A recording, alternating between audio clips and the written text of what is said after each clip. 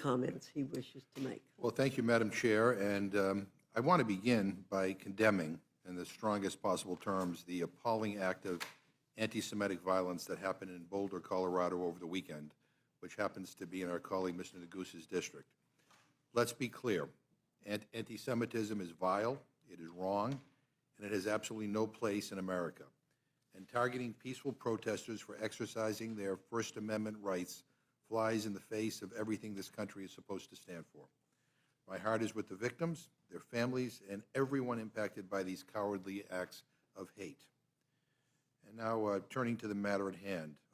These bills before us are just another attempt to vilify all immigrants and distract from the Trump administration's disastrous failure to lower costs or do anything meaningful to help the people of this country.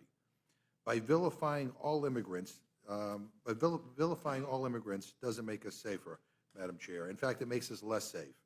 It tears families apart and it hurts people, including people like Carol Huey in Missouri, who worked 2 jobs to support her son, who's beloved in her community, and who has been detained by ICE.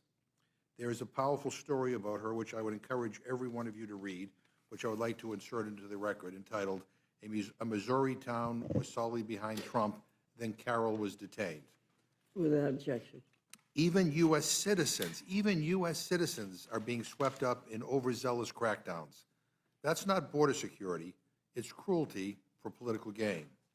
And to be clear, Democrats are not denying that there's a problem. We want smart, humane, effective solutions that keep us safe without sacrificing our values. What Republicans are offering is the opposite, a system that lets real threats slip through while largely punishing innocent people. And that brings me to the bills that are before us today. One bill reauthorizes funding for programs that help communities fight the opiate crisis, something that I have supported.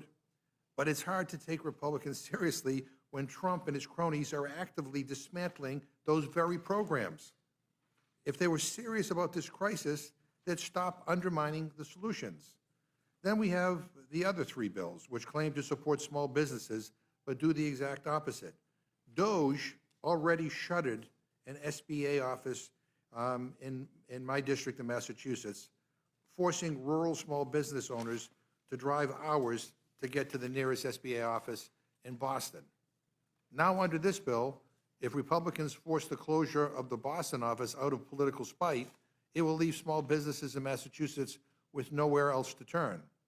It will have disastrous long-term consequences for the rural entrepreneurs and working-class families in my home state who rely on the SBA to navigate federal assistance and recover from economic setbacks, like the increased costs that they're facing because of Trump's reckless trade war. Because in case you didn't know, Trump's tariff chaos does in fact punish small businesses. Unlike the mega donors who bankroll Republican campaigns, small business owners can't hedge against that kind of volatility. Every time Trump throws another tantrum on trade, Republicans are tossing small businesses into a tailspin with no warning, no help, and frankly, no concern. But maybe that's the point. Republicans aren't governing to help regular people. They're governing to protect the powerful and punish the vulnerable. Look no further than the GOP tax scam House Republicans jammed through the House last month. On the recent pay-for-play pardons handed out to Trump loyalists, people who paid up or praised him. The Republicans' message is clear. If you're rich and you support Trump, Republicans will take care of you. If you're not, you're on your own. They're not in this for working families or small businesses.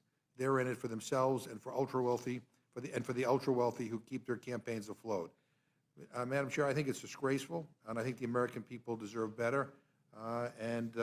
With that, I welcome our witnesses and look forward to their testimony. I yield back.